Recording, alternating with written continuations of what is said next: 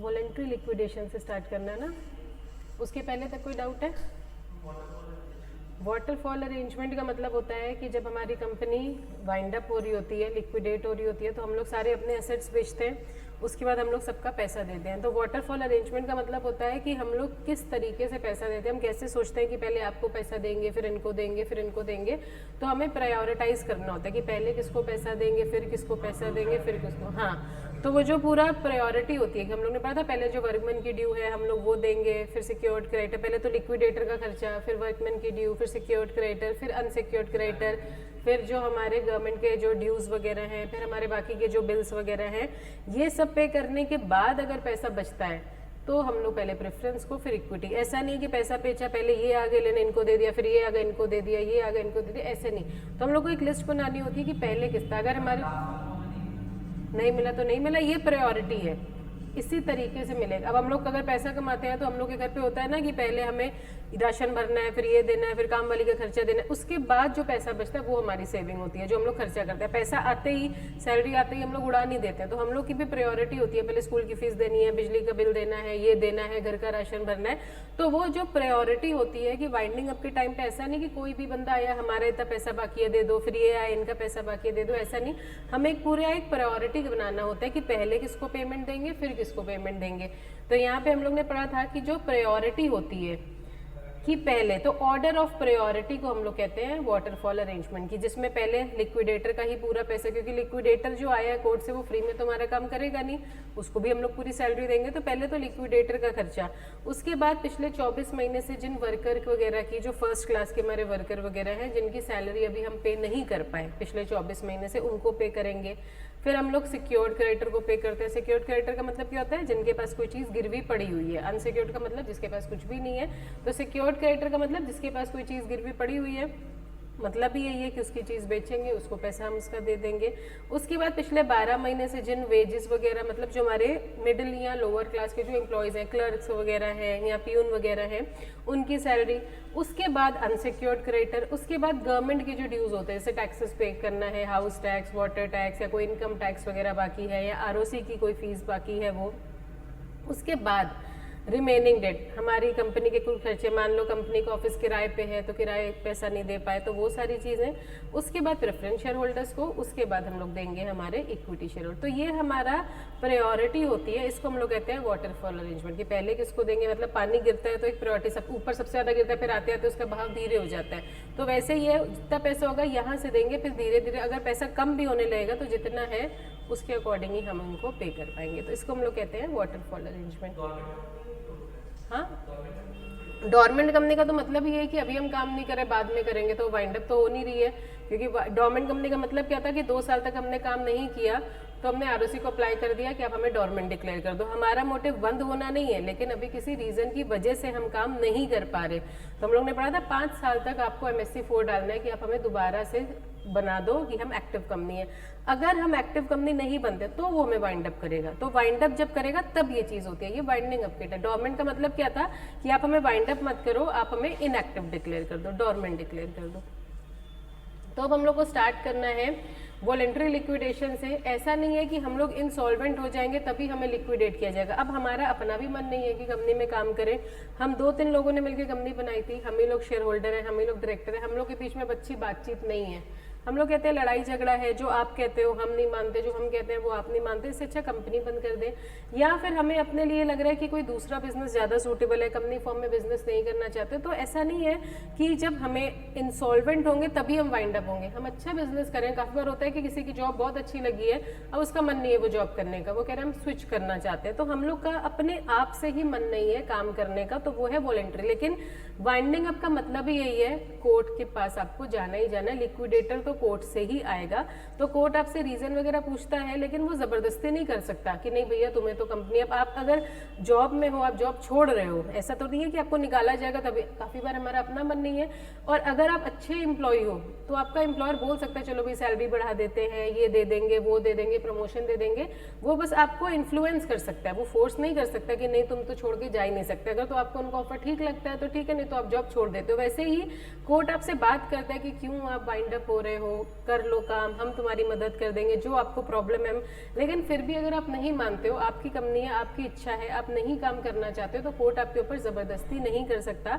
लेकिन voluntary winding up की एक जो कंडीशन है वो ये है कि कंपनी जो होनी चाहिए वो फुल्ली सॉल्वेंट होनी चाहिए। बहुत लेट हो गया आज।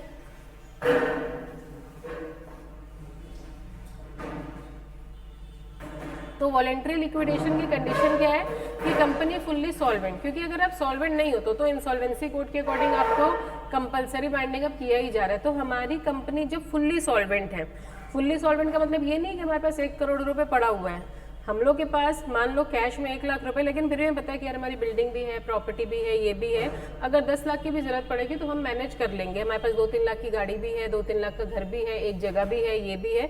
ऐसा नहीं कि 10 लाख की जरूरत है तो हमारे पास 10 लाख कैश पड़ा हुआ है, लेकिन हमें पता है कि इन हैंड नहीं है, लेकिन असेट्स के फॉर्म में हमारे पास 10 लाख रुपए है। तो कंपनी फुल्ली सॉल्वेंट का मतलब ये नहीं कि कंपनी के पास कर्जा ही नहीं है, हर कंपनी में डेट्स वगैरह तो होते ही हैं, लेकिन कंपनी के पास पैसा भी इतना है, प्रॉपर्टी भी इतनी है कि कर को कंपनी बेचेंगे तो सबका पेमेंट हम अच्छे से कर देंगे, इंक्लूडिंग शेयर होल्डर। हमारी कंपनी किसी भी तरीके से इंसॉल्वेंट नहीं है। तो सबसे पहली कंडीशन वॉलेंट्री लिक्विडेशन की क्या होती है कि आपकी कंपनी फुल्ली सॉल्वेंट है, किसी और रीजन की वजह से आपका काम करने का मन नहीं है। हो सकता है मैनेजमेंट में प्रॉब्लम है, हो सकता है आप दूसरे किसी ऑब्जेक्टिव का काम करना चाहते हो जिसका रजिस्ट्रेशन कंपनी एक्ट में, जैसे हम लोग टेलीकॉम का काम करना चाहते हैं तो हम लोग पढ़ते हैं वो कंपनीज एक्ट में रजिस्टर्ड, वो ट्राया एक्ट है।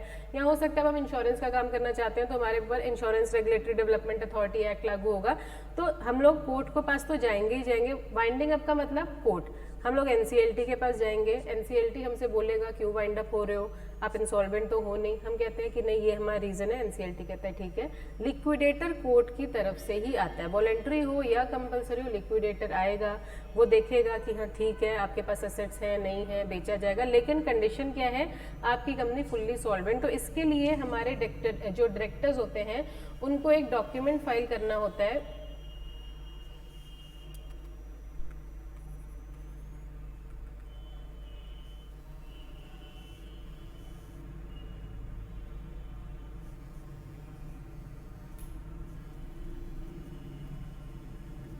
Declaration of solvency. मतलब कोर्ट में जाने से पहले आपको कोर्ट को डिक्लेरेशन का मतलब बताया था रिटर्न गारंटी कि हमारी कंपनी फुल्ली सॉल्वेंट है, इनसॉल्वेंट की वजह से हम लोग वाइंड अप नहीं हो रहे, तो आपको रिटर्न में ही देना पड़ेगा डिक्लेरेशन ऑफ सॉल्वेंसी कि हमने कंपनी के अकाउंट्स में अच्छे तरीके से चेक कर लिया है, हमारे पास इतनी प्रॉपर्टी है, इतना कैश है या प्रॉपर्टी के फॉर्म में इतना पैसा है कि जब कंपनी बिकेगी तो किसी भी क्रेडिटर का पैसा बकाया नहीं रहेगा, हम सबको पेमेंट करने में पूरी तरीके से कामयाब होंगे। तो इनसॉल्वेंट होने की वजह से तो हम वाइंड अप कर ही नहीं रहे कि इंसॉल्वेंट हो गए, तो वो तो हमारा इंसॉल्वेंसी कोड अलग आएगा, रेजोल्यूशन प्लान वो अलग है। यहाँ पे हम लोग फुल्ली सॉल्वेंट होंगे, declaration of solvency 2 director sign करके रिटर्न में देंगे कि हमारी कंपनी फुल्ली सॉल्वेंट है।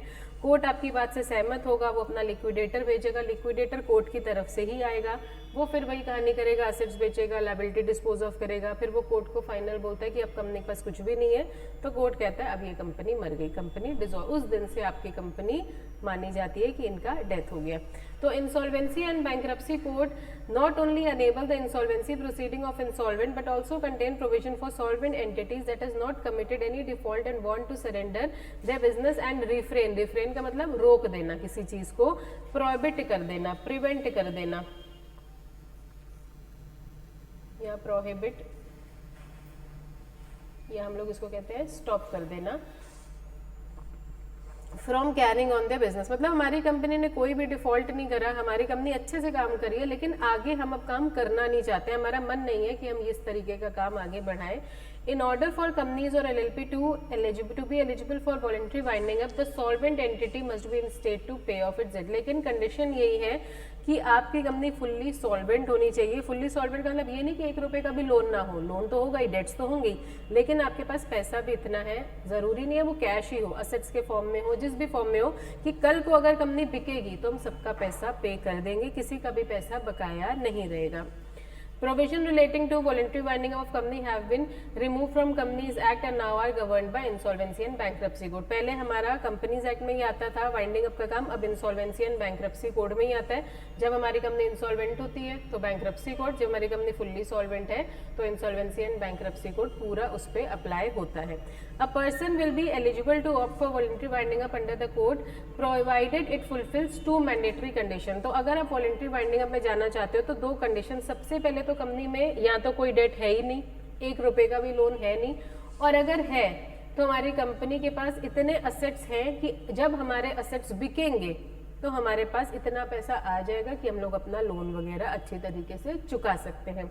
And the company is not being liquidated to defraud any person. Defraud का मतलब क्या होता है? फ्रॉड करना। हम किसी को धोखा देने के लिए बंद नहीं हो रहे कि हमने सप्लायर का पैसा खा लिया, बिजनेस बंद कर लो। क्योंकि जब हमारी कंपनी वाइंड अप होती है, हम लोग पढ़ते हैं न्यूज़पेपर एडवर्टीजमेंट्स दिए जाते हैं, सब दिए जाते हैं, तो हम किसी को धोखा देने के लिए बंद नहीं हो रहे, किसी का पैसा मारने के लिए बंद नहीं हो रहे। हमारी इच्छा नहीं है काम करने की, हम फुल्ली सॉल्वेंट है, फिर भी हमारा मन नहीं है कि अब इस तरीके का बिजनेस आगे बढ़ाएं, इस वजह से हम लोग बंद होना चाहते हैं। तो वो हमारा वॉलंटरी वाइंडिंग अप का केस है। The code reduces, पूरा आ रहा है ना? The code reduces the intervention. Intervention का मतलब होता है इंटरफेरेंस। यहाँ पे क्या लिखा? रिड्यूसेस। मतलब ये नहीं कि कोड, आपका ये जो कोड है वहाँ पे बिल्कुल इंटरफेरेंस है ही नहीं, रूल्स रेगुलेशन तो इसी कोड में है।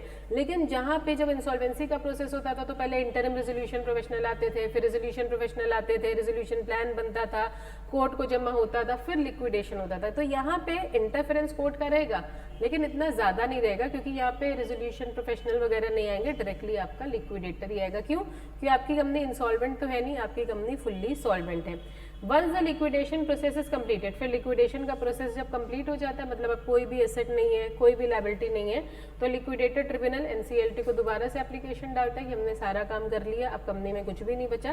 तब हमारा ट्रिब्यूनल जो है वो डिसोल्यूशन को ऑर्डर देता है। तो चाहे आपका कंपलसरी वाइंडिंग अप है, चाहे आपका ये वाला वाइंडिंग अप है, काम आपका एनसीएलटी के थ्रू ही होगा। लिक्विडेटर एनसीएलटी के थ्रू ही आपका आता है, आप अपने आप से लिक्विडेटर को अपॉइंट नहीं कर सकते हो।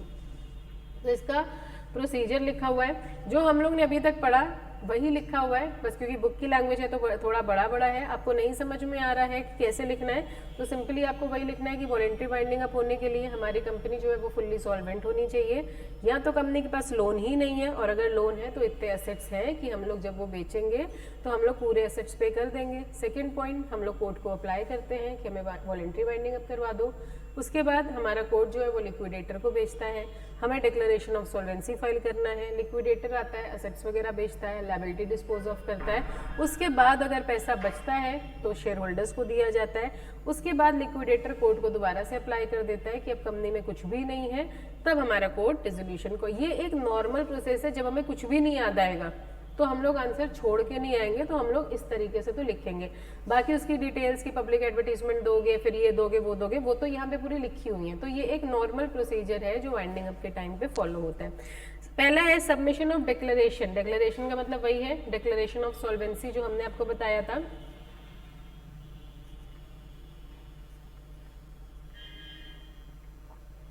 Verified by affidavit to ROC. ROC और ये हमारा जो इंसॉल्वेंसी एंड बैंक्रप्सी कोर्ट है, वहां पे हम लोग अपना रिटन डिक्लेरेशन फाइल करेंगे, stating that a company will be able to pay its dues and is not being liquidated to defraud the creditor. कि हमारी कंपनी के पास इतना पैसा है कि कल को अगर हम बिकेंगे, हम इतना पैसा है कि एसेट्स बेच के जो पैसा आएगा हम पूरी लायबिलिटीज अपने अच्छे से ब्याज समेत पे कर सकते हैं।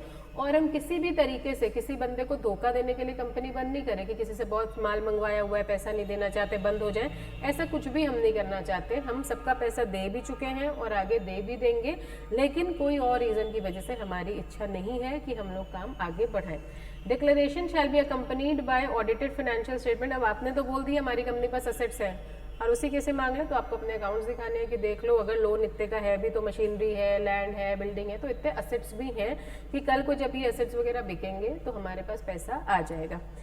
अब कंपनी है वॉलंटरी वाइंडिंग अप में जा रही है, डिसीजन तो हमें ओनर से ही लेना है, शेयर होल्डर से ही लेना है, और ये वाइंडिंग अप में हमें अपने शेयर होल्डर से अप्रूवल लेनी पड़ेगी। शेयर होल्डर अप्रूवल देंगे, प्लस हमें क्रेडिटर से भी पूछना पड़ेगा कि कंपनी वाइंड अप होने जा रही है, तुम डरो नहीं, असेट्स है हमारे पास कि जब कंपनी बिक जाएगी तुम्हें तुम्हारा पैसा हम लोग दे देंगे। लेकिन ये डेली का काम तो है नहीं, कंपनी वाइंड अप होने का स्पेशल बिजनेस है, तो 75% शेयर होल्डर की अप्रूवल लेंगे। लिक्विडेटर आएगा with in 4 weeks of aforesaid declaration. जब हम लोग कोर्ट वगैरह को डिक्लेरेशन फाइल कर देते हैं, कोर्ट हमारे एसेट्स लायबिलिटी सारे अकाउंट्स वगैरह देख के सहमत है, तो कोर्ट लिक्विडेटर वगैरह को भी भेज देता है कि ठीक है इनका वाइंडिंग अप का काम आप स्टार्ट करिए।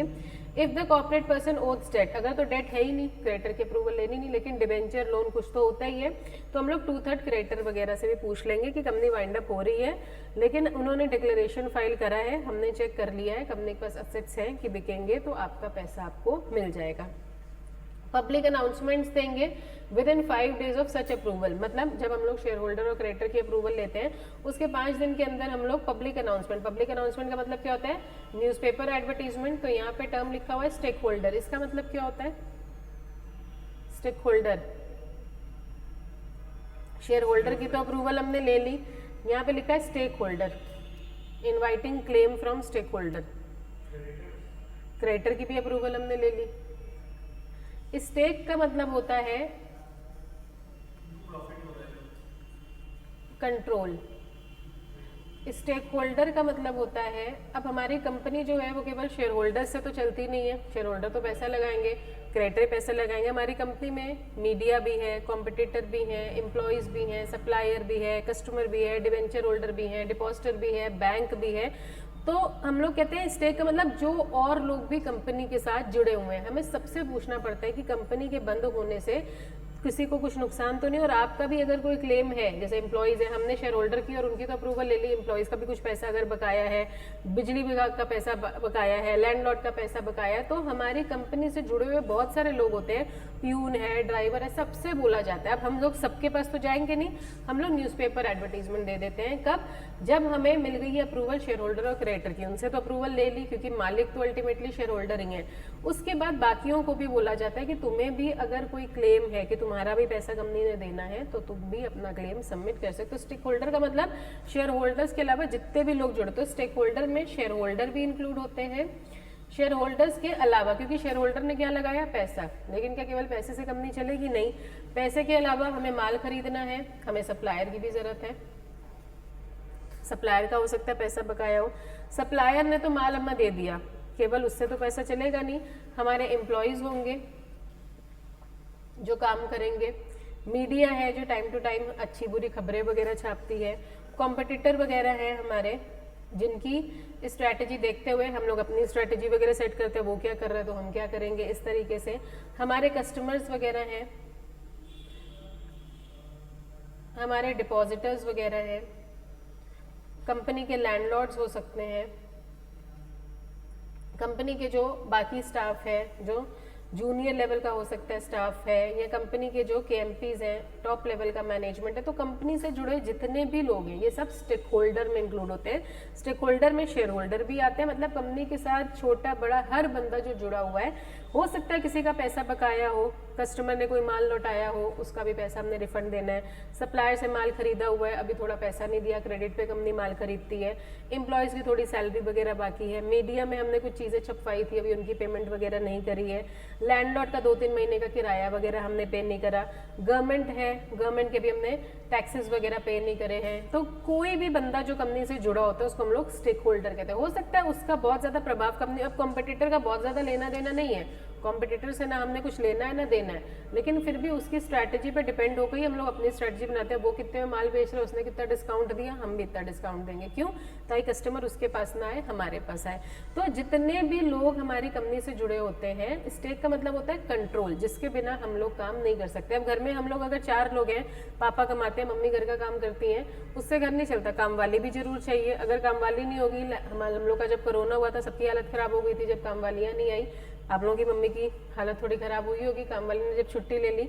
तो काम वाली है, दूध वाला है, कपड़े धोने वाला है, प्रेस वाला है, तो हमें सबकी ज़रूरत है। हम लोग ये नहीं कह सकते 4 लोगों से काम चलेगा, पापा कमा लाते हैं, मम्मी खाना बना देती हैं, केवल उससे काम नहीं चलता। छोटे बड़े बहुत लोग हैं, अब स्वीपर नहीं आएगा, बाथरूम साफ करने वाला नहीं आएगा तो भी दिक्कत हो जाती है कि बाथरूम कौन साफ करे, सब्जी नहीं खरीदेंगे तो क्या होगा, प्रेस करने वाला नहीं आएगा तो कपड़े प्रेस से प्रेस करेंगे। तो हमें बहुत, अब चप्पल टूट गई तो हमें मोची के पास भी जाना है। तो ये सब लोगों का कुछ ना कुछ रोल है हमारी ज़िंदगी में। अब हमें सूट सिलवाना है तो हमें बुटीक वाली भी चाहिए, तो हमें सब लोगों की ज़रूरत है। हम ये नहीं कह सकते कि 4 लोगों से ज़िंदगी चलेगी। डे टू डे हमें जितने लोगों की ज़रूरत होती है उन सबको हम लोग कहते हैं ये हमारे स्टेक होल्डर्स हैं। तो हम लोग ने शेयर होल्डर वगैरह की तो अप्रूवल ले ली, शेयर होल्डर के अलावा भी हमसे बहुत सारे लोग जुड़े हुए हैं। अब हम हर बंदे से इंडिविजुअली तो बात करेंगे नहीं, तो हम लोग को जब शेयर होल्डर वगैरह की अप्रूवल मिलती है 5 दिन में हम लोग न्यूज़पेपर एडवर्टीजमेंट दे देते हैं, ताकि अगर आपका भी कुछ क्लेम वगैरह है, आपको भी लगता है कि नहीं कंपनी ने हमारा इतना पैसा देना है, हमें ब्याज नहीं दिया, ये नहीं दिया, आप लोग भी अपना क्लेम वगैरह फाइल कर सकते हो। क्लियर है? कोरोना के टाइम पे घर पे मम्मी की मदद करवाई थी कि नहीं? कुछ किया था घर पे? लड़कियों से तो करवाई लेती हैं मम्मी, तुम लोग ने कुछ किया था कि बैठ के बस ऑर्डर चला रहे थे? कुछ काम किया था घर पे कि नहीं? क्या किया था? खाना बनवाया था कि बर्तन साफ करवाए थे? क्या बात है। बाकी तुम लोग ने क्या किया? कुछ नहीं, बस मुस्कुरा रहे थे बैठ के। उस समय तो भैया मम्मी बड़ा फ्रस्ट्रेट हो गई होगी, एक तो गर्मी है ऊपर से काम वाली नहीं। क्या किया फिर तुम लोग ने? कुछ किया कि नहीं? उसने तो बेचारे ने कपड़े अपने धोए, तुमने क्या किया? छोटे छोटे? तुमने छोटे छोटे में क्या काम होता है? आटा आटा गूंदना है। ये हम लोग के घर में तो बहुत झंझट पड़ गया था भैया, सारी काम वाली छुट्टी पे चली गई। चलो उसके बाद आता है हमारा, हम लोग ने सारे स्टेक होल्डर वगैरह से क्लेम वगैरह मांगे कि अगर आप लोगों को भी दिक्कत है तो आप लोग भी बता सकते हो। ROC and the board about approval with in 7 days of such approval. ROC वगैरह को ही बता दिया कि एंड बोर्ड मतलब ये जो इंसॉल्वेंसी बोर्ड है उनको ही बता दिया कि भाई शेयर होल्डर वगैरह से अप्रूवल मिल गई है। न्यूज़पेपर में भी नोटिस दे दिया है, जैसे जैसे क्लेम्स आएंगे हम उनकी पेमेंट वगैरह कर देंगे, ताकि आप हमारे लिए लिक्विडेटर वगैरह का इंतजाम करवाइए। Preparation of preliminary report about capital structure, estimate of asset liability, proposed plan of action and submission of same by liquidator to corporate person within 45 days of approval। तो वो कोर्ट से लिक्विडेटर वगैरह आता है, वो कंपनी में आता है, आपके अकाउंट्स वगैरह मांगता है, अकाउंट्स देख के एसेट्स लायबिलिटी सबकी स्टेटमेंट वगैरह बनाता है और 45 डेज में आपकी कंपनी को सबमिट करता है कि ठीक है ये तुम्हारे फाइनल एसेट्स की लिस्ट हमने बनाई है, ये तुम्हारी लायबिलिटी है, इसके अलावा भी अगर कुछ लिस्ट है तुम्हारे पास और एसेट्स है लायबिलिटी है तो आप हमको बता सकते हो। Verification of claim with in 30 days, मतलब जिस दिन हमने न्यूज़पेपर में एडवर्टीजमेंट दिया था लोगों के पास 30 डेज का टाइम होता है कि अपने अपने क्लेम वगैरह बता सकते हो। आपने अपने अपने क्लेम वगैरह बताए। From the last day of the receipt of claim and preparation और list of stakeholder within 45 days from the last date of receipt of claim. 30 दिन में आपने अपने अपने क्लेम दिए, 30 दिन के बाद 45 डेज में हमने नोट किया कि हाँ तुम्हारा इतना पैसा है, तुम्हारा इतना पैसा, क्योंकि आपने बोल दिया इतना पैसा बाकी है, हम भी तो चेक करेंगे ना इतना पैसा देना है नहीं देना। तो 45 डेज में हमने भी पूरा वेरिफिकेशन वगैरह कर लिया। 30 के बाद 45 डेज। यहाँ पे क्या हुआ, सबसे पहले शेयर होल्डर की अप्रूवल ली, शेयर होल्डर और क्रेडिटर की अप्रूवल लेने के 5 दिन के अंदर अंदर हम लोग ने न्यूज़पेपर एडवर्टीजमेंट दे दिया, प्लस इनकी अप्रूवल के ही 7 दिन के अंदर ROC और बोर्ड को ही बोल दिया कि हमने उनकी अप्रूवल ले ली है, न्यूज़पेपर एडवर्टीजमेंट भी जा चुका है, आप लोग लिक्विडेटर वगैरह को भेज दो। क्योंकि हमारा इंसॉल्वेंसी बोर्ड है, ये बोर्ड का मतलब बोर्ड ऑफ डायरेक्टर नहीं है हमारा, ये इंसॉल्वेंसी बोर्ड है हमारा। उन्होंने लिक्विडेटर वगैरह भेज दिया, लिक्विडेटर आया, उसने अपने हिसाब से हमसे डॉक्यूमेंट मांगे, उसने अपने हिसाब से लिस्ट वगैरह बना दी कि ये हमारे हिसाब से एसेट्स हैं लायबिलिटी हैं। उस बीच में इन लोगों ने अपना क्लेम, इनको 30 डेज का टाइम मिलता है क्लेम वगैरह देने। अब हम पूरा टाइम तो रुके नहीं रहेंगे, 2 महीने हमने आपको बोला न्यूज़पेपर एडवर्टीजमेंट है, 30 डेज में आप अपना क्लेम, अगर आपको कुछ भी दिक्कत है आप जमा करो। लोगों ने 30 डेज में अपने क्लेम्स वगैरह जमा करें, 30 डेज तक हम क्लेम वगैरह रिसीव करते रहे। 30 डेज खत्म होने के बाद विद इन 45 डेज हम पूरी लिस्ट बनाएंगे कि तुमने बोला 300 रुपये बाकी है, हम भी तो चेक करें 300 बाकी है कि 250 बाकी है, तो हमने अपने हिसाब से क्लेम की पूरी लिस्ट बनाई कि इन्होंने ये बोला था, हमने ये वगैरह करा है। क्रेडिटर में appeal to adjudicating authority against decision of liquidator with respect to claim. तो हम लोग जो भी लिस्ट वगैरह बनाते हैं हम लोग देते हैं अपने लिक्विडेटर को। आपने मान लो बोला 300 रुपये बाकी है, हम लोग कह रहे हैं 200 रुपये ही बाकी है, और आप कह रहे हो नहीं हमें तो 300 ही चाहिए, हम तो मानेंगे नहीं। आप कहाँ पे क्लेम करोगे, फिर NCLT को आप करोगे कि हमारा इतना पैसा बाकी है, ये हमको दे नहीं रहे हैं, लेकिन प्रूफ आपके पास भी होना चाहिए, प्रूफ हमारे पास भी है, जो फिर हमारा कोर्ट बोलेगा। फिर हम लोग बैंक अकाउंट वगैरह खुलवाते हैं, क्योंकि ये जो पैसों का लेना देना होता है डायरेक्टली कंपनी से नहीं होता। आप लोग जब शेयर्स भी खरीदते हो तो आप लोग पहली एंट्री क्या पढ़ते हो, bank to share application. Application का पैसा बैंक में जाता है, कंपनी में नहीं जाता। जब हमारी कंपनी डिविडेंड भी डिक्लेयर करती है तो कंपनी डिविडेंड अकाउंट में डाल देती है, आप लोग को वहां से सबमिट करना होता है। तो फिर हमारी कंपनी बैंक अकाउंट खुलवाती है, क्योंकि जैसे जैसे एसेट्स बिकेंगे पैसा वहां पे डिपॉजिट होता जाएगा, वहीं से लायबिलिटीज वगैरह का पैसा पे ऑफ किया जाएगा। तो हम लोग ने बैंक अकाउंट खोला जहाँ पे सारा पैसा वगैरह हम लोग जमा कर देंगे, एसेट्स बेच के जितना पैसा आएगा हम जमा करेंगे। उसके बाद हमने सारे एसेट्स धीरे धीरे अपना बेचना शुरू करा, बाकी जो अनकॉल्ड कैपिटल था वो पे करा, और अगर हमारी कंपनी लिमिटेड बाय गारंटी है तो हमने गारंटी का अमाउंट आपसे डिमांड करना शुरू करा। उसके बाद जब हम लोग एसेट्स बिक जाते हैं उसके 6 महीने के अंदर अंदर डिस्ट्रीब्यूट कर देते हैं। प्रोसीड का मतलब होता है सेल वैल्यू ऑफ एसेट्स, मतलब एसेट्स बिक गए, 6 महीने के अंदर अंदर आपके एसेट बेच के जितने भी लायबिलिटीज वगैरह है वो डिस्पोज ऑफ हो जाए, जिसका जो क्लेम था, क्रेडिटर थे, एम्प्लॉयज का पैसा बाकी है, लैंडलॉर्ड का पैसा बाकी है, सब हमने पे कर दिया। अब क्या हुआ, ना कोई एसेट है ना कोई लायबिलिटी है, तो लिक्विडेटर कोर्ट को जब तक ये लिस्ट नहीं जमा करेगा तब तक कोर्ट डिसोल्यूशन का ऑर्डर नहीं देगा, और जब तक कोर्ट से ऑर्डर नहीं आएगा तब तक हमारी कंपनी जिंदा ही मानी जाएगी। तो अब लिक्विडेटर ने फाइनल रिपोर्ट एनसीएलटी को जमा कर दी, आरओसी को, बोर्ड को, सबको, कि अब कंपनी में ना कोई एसेट है ना कोई लायबिलिटी है ना कोई कैश है, सबको हम पे कर चुके हैं। एनसीएलटी ने लिक्विडेटर की रिपोर्ट देखी और उसने फाइनल ऑर्डर दिया डिसोल्यूशन का। विद इन 14 डेज हम लोग उसके ऑर्डर की कॉपी आरओसी को भी जमा कर देंगे। मतलब आपके रिपोर्ट देके लिक्विडेटर ने एनसीएलटी को रिपोर्ट दी, यहाँ पे आप लोग अपना पॉइंट नंबर 12 लिख सकते हो। एनसीएलटी ने जब हमें डिसोल्यूशन की कॉपी दी, आरओसी को तो नहीं पता, आरओसी भी तो अपने रजिस्टर से कैंसिल करेगा कि ना इस नाम की कोई कंपनी एग्जिस्टेंस में नहीं है।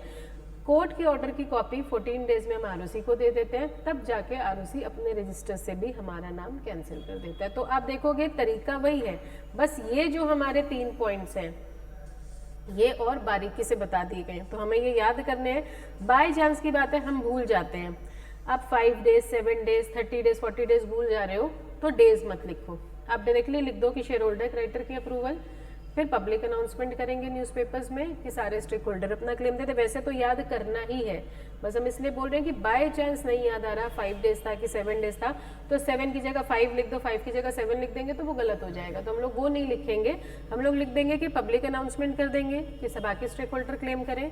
बाकी हम लोग आरओसी को और इंसॉल्वेंसी बोर्ड को बोलेंगे कि आप लोग अपने लिक्विडेटर को भेज दीजिए, बाकी लोग अपने अपने क्लेम देंगे, हम उनके क्लेम को वेरीफाई करेंगे और ये रिपोर्ट लिक्विडेट। तो वैसे तो हमें ये पॉइंट्स, बस ये 3 पॉइंट्स हैं जो एक्स्ट्रा हैं, बाकी आप देखोगे प्रोसीजर आपका वैसा ही चलेगा। फिर एसेट्स बेचेंगे, लायबिलिटी डिस्पोज ऑफ होंगी, फिर हमारा लिक्विडेटर कोर्ट को रिपोर्ट देगा कि अब कुछ भी नहीं बचा, तब कोर्ट ऑर्डर देगा डिसोल्यूशन का, उस दिन हमारी कंपनी की लीगल डेथ मानी जाती है। तब तक हम लोग ने क्या पता, जब तक वाइंड अप हो रहा है तब तक हमारी कंपनी जिंदा ही मानी जाएगी। क्लियर है ये?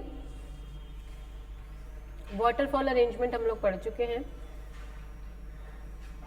डिसोल्यूशन ऑफ कॉर्पोरेट डेटर, तो कॉर्पोरेट डेटर की डेथ कब होती है, जब हमारा ट्रिब्यूनल ऑर्डर पास करता है, ना कि जब वाइंडिंग अप का प्रोसेस शुरू होता है। डेटर, कॉर्पोरेट डेटर का मतलब कंपनी या फिर एलएलपी। डेटर का मतलब जिसको हमने वाइंड अप करना है, जिसने पैसा लिया हुआ है। कॉर्पोरेट डेटर मतलब कंपनी जो रजिस्टर्ड है। आपको डिसॉल्व कब माना जाता है, जब आपकी एसेट्स बिक गए, लायबिलिटी डिस्पोज ऑफ होगी, तब नहीं, क्योंकि ये तो वाइंडिंग अप का प्रोसेस चल रहा है। उसके बाद लिक्विडेटर कोर्ट के पास जाता है, कोर्ट जब डिसोल्यूशन का ऑर्डर पास करता है तब हमारी कंपनी की लीगल डेथ मानी जाती है। क्लियर है ये? अब जब इन्होंने पूरी कहानी बता दी है तब इन्होंने वाइंडिंग अप का मतलब हमको समझाया है कि वाइंडिंग अप होता क्या है। मीनिंग ऑफ वाइंडिंग अप से हम लोग कर रहे हैं, winding up is a process. तो यहाँ पे ये नहीं लिखा है कि winding up means closing down, उन्होंने क्या बोला, वाइंडिंग अप एक प्रोसेस है of closing down. Winding up एक तरीका है जहाँ पे हम लोग कंपनी को बंद करने की कोशिश करते हैं। वाइंडिंग अप का मतलब कंपनी बंद नहीं हो गई, कंपनी कब बंद होती है, जब डिसोल्यूशन का ऑर्डर आता है। वाइंडिंग अप एक प्रोसेस है जहाँ पे हम लोग कंपनी को बंद कर रहे हैं, उसकी लीगल एग्जिस्टेंस को खत्म कर रहे हैं। क्यों? क्योंकि कंपनी का लीगल बर्थ हुआ था, रूल्स रेगुलेशन के अकॉर्डिंग बर्थ हुआ था, तो रूल्स रेगुलेशन के अकॉर्डिंग ही उसकी डेथ होगी ड्यूरिंग दिस प्रोसेस। तो वाइंडिंग अप के प्रोसेस में क्या होता है, सारे एसेट्स वगैरह इकट्ठे करके रियलाइज का मतलब होता है सेल। तो वाइंडिंग अप के टाइम पे क्या होता है, लिक्विडेटर आता है, सारे एसेट्स इकट्ठे करता है, बेचता है, बेच के जो पैसा मिलता है उससे लायबिलिटीज वगैरह डिस्पोज ऑफ करता है, और लायबिलिटी डिस्पोज ऑफ करने के बाद जो पैसा बचता है वो हम लोग कॉन्ट्रीब्यूटरी मतलब कौन कॉन्ट्रीब्यूट करता है पैसा, शेयर होल्डर। पहले तो हम लोग वर्कमैन ड्यू, गवर्नमेंट के ड्यूज और क्रेडिटर्स के ड्यू, उसके बाद पैसा बचता है तब शेयर होल्डर को देते हैं। उसमें भी पहले प्रेफरेंस शेयर होल्डर को, फिर इक्विटी शेयर होल्डर को पे करते हैं। उसके बाद जब ये सारा काम हो जाता है, सारे एसेट्स बिक गए, सारी लायबिलिटी डिस्पोज ऑफ हो गई, तो लिक्विडेटर कोर्ट को फिर से अपनी रिपोर्ट देता है, तब एंटिटी इज, जब ये प्रोसेस कंप्लीट हो जाता है वाइंडिंग अप का, अब ना कोई एसेट है ना कोई लायबिलिटी है, तब डिसोल्यूशन का ऑर्डर लिक्विडेटर नहीं देता, लिक्विडेटर केवल ये प्रोसेस आगे बढ़ाता है। डिसोल्यूशन का ऑर्डर कहाँ से आएगा? NCLT से ही आएगा। During winding up, the management of the company or LLP is in the hand of liquidator and not the governing body। हम लोग ने क्या पढ़ा था, जब कंपनी वाइंड अप होती है तो बोर्ड से, सारे एम्प्लॉय से सारी पावर ले ली जाती है, क्योंकि लिक्विडेटर अब सारे कंपनी के बेचने का काम करेगा। तो जब कंपनी की वाइंड अप हो रही है तो लिक्विडेटर के पास सारी पावर है, बोर्ड वगैरह से सारी पावर ले ली गई, लिक्विडेटर आया, लिक्विडेटर एसेट्स वगैरह, लायबिलिटीज वगैरह डिस्पोज ऑफ करेगा, लेकिन तब तक कंपनी एग्जिस्टेंस में है। जब डिसोल्यूशन का ऑर्डर पास होगा तब हमारी कंपनी अपनी एग्जिस्टेंस खो देती है, उस दिन से हमारी कंपनी का लीगल डेथ मानी जाती है। वाइंडिंग अप के दौरान कंपनी जिंदा है, क्योंकि उसमें प्रोसेस हो रहा है, क्योंकि हम लोगों ने पढ़ा था वाइंडिंग अप जरूरी नहीं है डिसोल्यूशन में ही खत्म हो। हमें लग रहा था कि कंपनी अपने डेट्स पे नहीं कर पाएगी, लेकिन जब डेट्स पे कर दिए, सब लायबिलिटी डिस्पोज ऑफ कर दी, तो भी 2 लाख रुपए बचे। तो कोर्ट कह रहा है 2 लाख रुपए बचा के शेयर होल्डर में बांट के क्या फायदा, आप दूसरा कोई बिजनेस स्टार्ट कर लो। तो जरूरी नहीं है कि winding up ends in dissolution, हो सकता है वाइंडिंग अप के बाद भी कुछ रिवाइवल वगैरह की स्कीम चल पड़े और कंपनी डिसॉल्व ना हो, लेकिन एक बार डिसोल्यूशन का ऑर्डर मिल गया तब तो कंपनी की डेथ हो ही गई है, तब कंपनी एग्जिस्टेंस में नहीं है। क्लियर है यहाँ तक? उसके बाद हम लोग को ये सब नहीं करना है। अब आता है डिफरेंस, इंपॉर्टेंट है, हमने जैसे पहले ही बताया आपको, सेकंड या थर्ड क्वेश्चन काफी बार वहाँ पे आता है जहाँ पे 3 या 4 डिफरेंसेस वगैरह आपके आते हैं, जिसमें वाइंडिंग अप और डिसोल्यूशन के बीच में डिफरेंस आपका बहुत बार पूछा जाता है। टैबुलर फॉर्म में नहीं है इसमें, चलो यहीं से करते हैं। डिफरेंसेस वहाँ पे आए तो कोशिश ये करिए कि आप टैबुलर फॉर्म में डिफरेंसेस को लिखें, इस तरीके से ना लिखें। तो वो लोग कह रहे हैं कि काफ़ी बार लोग वाइंडिंग अप और डिसोल्यूशन टर्म को इंटरचेंजेबली यूज़ करते हैं। काफ़ी बच्चे इसको वाइंडिंग अप कहते हैं, उसी को डिसोल्यूशन कहते हैं, लेकिन ये करेक्ट नहीं है, क्योंकि जो लेमैन है उसको नहीं पता वाइंडिंग अप और डिसोल्यूशन क्या है। हम लोग ने तो पढ़ा वाइंडिंग अप क्या है, एक प्रोसेस है जिसमें कंपनी जिंदा है, और डिसोल्यूशन का मतलब कंपनी की डेथ हो गई। वाइंडिंग अप कौन करता है? लिक्विडेटर, लेकिन डिसोल्यूशन का ऑर्डर कौन देगा? कोर्ट, NCLT देगा। तो यहाँ पे कोई डिफरेंस है। वाइंडिंग अप एक फर्स्ट स्टेज है of ending the legal existence of the entity. Winding up वो तरीका है जहाँ पे हम लोग कंपनी को बंद करने की कोशिश कर रहे हैं, वो प्रोसेस है of closing down the entity. इस स्टेज में क्या होता है, इस प्रोसेस में क्या होता है, सारे एसेट्स को इकट्ठा किया जाता है, सेल किया जाता है, उसके बाद लायबिलिटीज डिस्पोज ऑफ की जाती हैं, उसके बाद पैसा बचता है तो शेयर होल्डर को बांटा जाता है। ये है वाइंडिंग अप का प्रोसेस। और डिसोल्यूशन वो फाइनल स्टेज है जब वाइंडिंग अप का प्रोसेस कंप्लीट हो जाता है, अब कंपनी में कोई एसेट नहीं, कोई लायबिलिटी नहीं, तब कोर्ट जाके देता है डिसोल्यूशन का ऑर्डर। एक बार डिसोल्यूशन का ऑर्डर मिल गया तब कंपनी की एग्जिस्टेंस जो है वो एंड हो जाती है। तो वाइंडिंग अप के टाइम पे कंपनी एग्जिस्टेंस में है, डिसोल्यूशन का ऑर्डर मिल गया मतलब कंपनी की डेथ हो गई। वाइंडिंग अप एक प्रोसेस है जो लिक्विडेटर हैंडल करता है, जिसको हम लोग ने इंसॉल्वेंसी प्रोफेशनल भी बोला है, लेकिन डिसोल्यूशन का ऑर्डर लिक्विडेटर केवल ये काम करेगा। अब जब उसको लग रहा है कुछ भी नहीं है, वो नहीं बोलेगा चलो भाई कंपनी डिसॉल्व, वो नहीं बोलेगा, वो कोर्ट को एप्लीकेशन फाइल करेगा, डिसोल्यूशन का ऑर्डर कोर्ट से ही आएगा। तो डिसोल्यूशन का ऑर्डर कौन देगा? केवल एडजुडिकेटिंग अथॉरिटी, और हमारी एडजुडिकेटिंग अथॉरिटी कौन है? NCLT है। तो वाइंडिंग अप का काम कौन करेगा? लिक्विडेटर, और डिसोल्यूशन का ऑर्डर कौन पास करेगा? हमारा NCLT। वाइंडिंग अप के दौरान कोई भी बंदा, क्रेडिटर है, एम्प्लॉइज है, लैंडलॉर्ड है, कोई भी बंदा अपना क्लेम फाइल कर सकता है। क्यों? क्योंकि जब तक हम जिंदा हैं, आप लोग बोल सकते हो मैम आपने हमारा इतना पैसा देना है, लेकिन एक बार हमारी डेथ हो गई तो आप मरे हुए बंदे से तो नहीं बोल सकते ना हमारा इतना पैसा। तो वाइंडिंग अप के टाइम पे कंपनी जिंदा है, आप लोग अपने अपने क्लेम सबमिट कर सकते हो, लेकिन एक बार डिसोल्यूशन हो गया, जब कंपनी की डेथ हो गई है तो आप उनसे कुछ भी क्लेम नहीं कर सकते हो। Winding up need not result in dissolution in on case. जरूरी नहीं कि वाइंडिंग अप का एंड डिसोल्यूशन ही हो। क्यों? क्योंकि हो सकता है वाइंडिंग अप के दौरान जब हमने एसेट्स बेचे, लायबिलिटी डिस्पोज ऑफ करी, 2-3-4 लाख रुपए बच गए, हम कह रहे हैं चलो ठीक है, हम लोग ने क्या पढ़ा था, वाइंडिंग अप ये जो डिसीजन है वो सबसे एंड का होना चाहिए डिसोल्यूशन का। जब लिक्विडेटर ने कोर्ट को ऑर्डर के लिए बोला तो कोर्ट ने बोला 2-3 लाख रुपए बचे हुए हैं क्रेडिटर्स की पेमेंट करने के बाद, शेयर होल्डर को क्यों बांटने हैं? इतने बड़े लेवल का बिजनेस नहीं, छोटे लेवल का बिजनेस करो। अपने आप से बिजनेस नहीं कर सकते, दूसरी कंपनी के साथ अमेलगमेट वगैरह हो जाओ।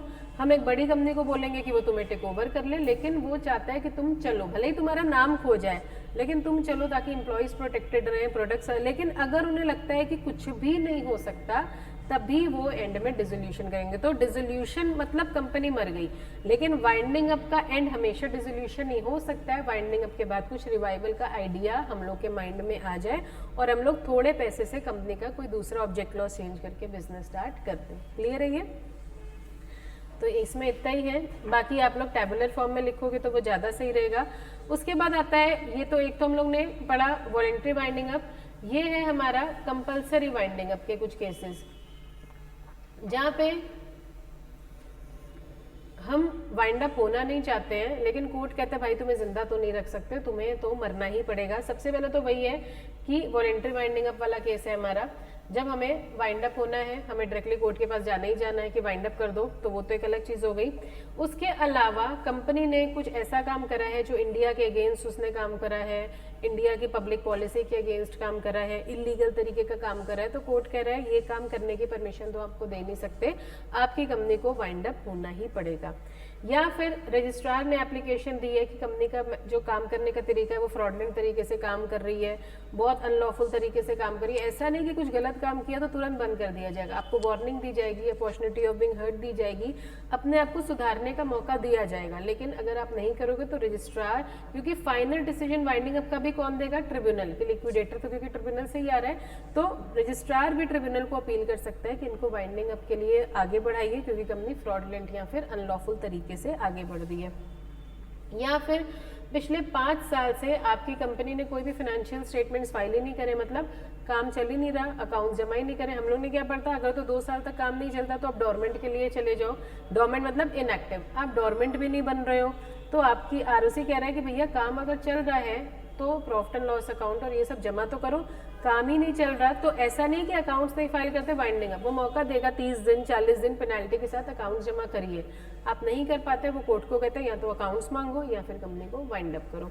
या फिर ट्रिब्यूनल को भी लगता है कि कंपनी को चलाना देश के लिए सही नहीं है, ये इनलॉफुल काम कर रहे हैं या पब्लिक के अगेंस्ट काम कर रहे हैं, कस्टमर के साथ चीट करते हैं, इनको बंद करना ही अच्छा रहेगा, तो ट्रिब्यूनल आपको बंद करवा देगा। तो आपकी इच्छा हो बंद होने की या ना हो, आपको अपॉर्चुनिटी ऑफ बीइंग हर्ट दी जाएगी। अगर तो आप उनको सेटिस्फाई कर पाए, आपको और मौका मिलता है तो ठीक है, नहीं तो वो आपको वाइंड अप करवा देंगे।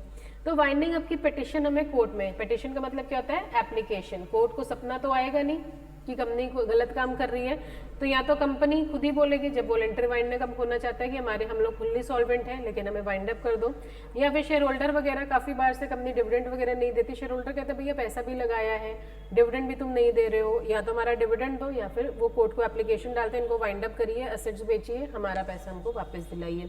कोई भी बंदा, ऊपर वाला कंपनी खुद या कॉन्ट्रीब्यूटरी, रजिस्ट्रार हम लोग ने पढ़ा कब? सी पॉइंट जो ऊपर लिखा हुआ है, जब कंपनी फ्रॉडलेंट तरीके से काम कर रही है या फिर 5 साल से कंपनी ने कोई रिटर्न वगैरह फाइल नहीं करा, तो आरओसी भी कोर्ट को अप्लाई करता है कि कंपनी फ्रॉडलेंट तरीके से काम कर रही है, या 5 साल हो गए इन्होंने अकाउंट्स जमा ही नहीं करे, कोई फॉर्म नहीं फाइल करा, मतलब कंपनी में कुछ काम चल ही नहीं रहा, नहीं तो अकाउंट्स बनते हैं साल के एंड में फाइल होते, वो भी नहीं हुआ। या गवर्नमेंट को इन पे डाउट हो रहा है, काफ़ी टाइम से आप टैक्सेस नहीं पे कर रहे हो, गवर्नमेंट को डाउट होता है, गवर्नमेंट इंक्वायरी बिठाता है, अगर वो सेटिस्फाइड है कि कंपनी गलत तरीके से काम कर रही है, फाइनली एप्लीकेशन तो हमें ट्रिब्यूनल में ही लगानी है। ट्रिब्यूनल अगर लगता है वाइंड अप करवाना चाहिए तो वाइंड अप करेगा, अगर ट्रिब्यूनल को लगता है वाइंड अप नहीं करवाना चाहिए, वो लिक्विडेटर को नहीं भेजेगा।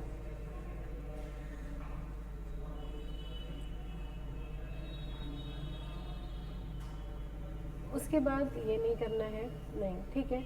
उसके बाद ये है कि किसी की भी एप्लीकेशन वगैरह आई, ऐसे ही तो आपके ऊपर वाइंडिंग अप का ऑर्डर नहीं लिया जाएगा, आपको भी, कंपनी को भी अपॉर्चुनिटी दी जाएगी, तुम्हारे खिलाफ ये कंप्लेंट है, भाई तुम लोगों को डिविडेंड क्यों नहीं दे रहे हो, या 5 साल से रिटर्न क्यों नहीं फाइल कर रहे हो, ये खिलाफ तुम्हारे कंप्लेंट आई है। अगर तो आप अपनी बात कहते हो, कोर्ट सहमत है, आपको थोड़ा मौका मिलेगा, नहीं तो वो आपकी कंपनी को वाइंडिंग अप के ऑर्डर्स दे देंगे। ये टाइम पीरियड करने की ज़रूरत नहीं है, आपको बस इतना लिखना है कि आप लोगों ने पिटिशन लगाई ट्रिब्यूनल को, पिटिशन देखने के बाद ट्रिब्यूनल हो सकता है पिटिशन डिसमिस कर दे कि ये कोई रीज़न नहीं है कंपनी को वाइंड अप करने का। क्यों? क्योंकि वाइंडिंग अप का ऑप्शन आखिरी, चलो ठीक है डिविडेंड नहीं दिया तो कंपनी को वाइंड अप नहीं करवा सकते, कंपनी को बोल देंगे अगले साल आपको पिछला डिविडेंड भी दे दे, ये डिविडेंड भी दे दे। कंपनी ने रिटर्न्स नहीं फाइल करे तो हम इस वजह से कंपनी बंद नहीं करेंगे, कंपनी को मौका देते हैं 6 महीने के अंदर पेनल्टी के साथ रिटर्न्स फाइल करो, नहीं करेगी तो देखा जाएगा। तो हो सकता है वो डिसमिस कर दे, या हो सकता है इंटरिम ऑर्डर दे, कंपनी को थोड़े टाइम के लिए सस्पेंड कर दे कि अभी तक तुम्हारा कोई बिजनेस चलेगा, पहले पिछले सारा अपना अकाउंट्स मेंटेन करो, काम करो, उसके बाद हम तुम्हारा बिजनेस आगे बढ़वाएंगे। या हो सकता है कोर्ट बोले कि नहीं तुम्हारी एप्लीकेशन बिल्कुल सही है, अनलॉफुल तरीके से काम चल रहा था या ये चल रहा था, वो लिक्विडेटर को अपॉइंट कर भी सकता है। लिक्विडेटर आएगा तो वाइंडिंग अप का काम करेगा, वाइंडिंग अप के काम के बाद फाइनली हमारा जो ट्रिब्यूनल है वो आपको डिसोल्यूशन के ऑर्डर दे देंगे।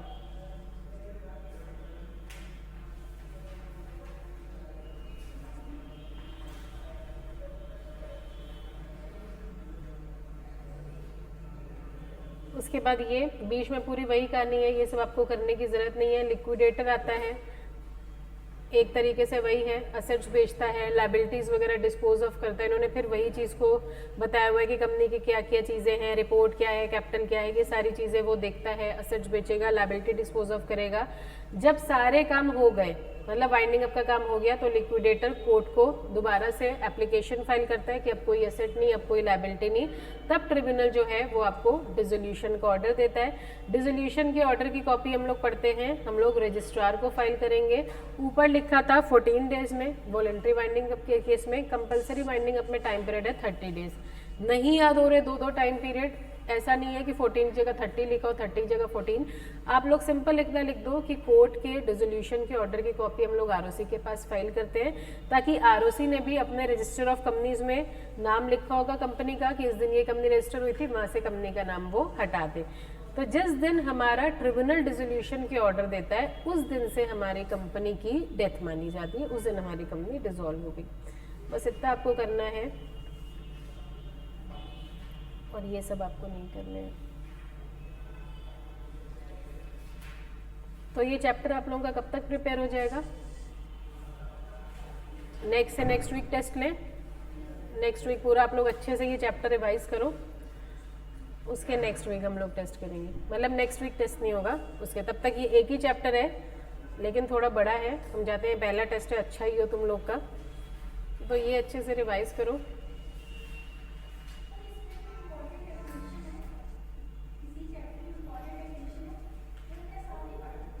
हमने जो जो पढ़ाई होंगी आपको बस वही करनी है।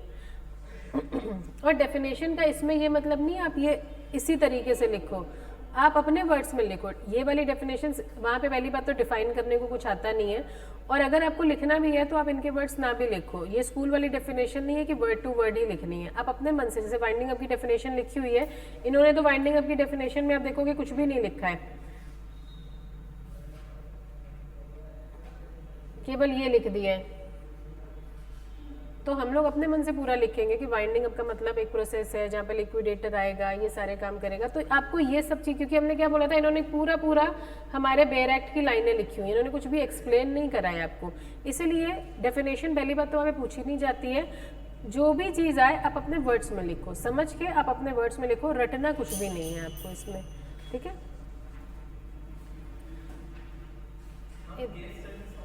हाँ, केस स्टडीज आएंगी इस चैप्टर में, तो इतनी नहीं है, इसीलिए इसी चैप्टर का टेस्ट लेना, ताकि हमें एक बार ये पता चल जाए कि तुम लोग किस तरीके से लिखोगे। बाकी केस स्टडी आएंगी, उसका हम आंसर लिखना सिखाएंगे ये पहले, क्योंकि हमें अगर प्रोविजंस पता होंगे तभी तो केस स्टडी का हम जवाब दे पाएंगे। तो इसलिए पहले चैप्टर्स हो जाएंगे तो हम लोग केस स्टडीज भी पढ़ेंगे कि उसका जवाब कैसे देना है, ठीक है। नया चैप्टर हम लोग स्टार्ट नहीं कर रहे हैं,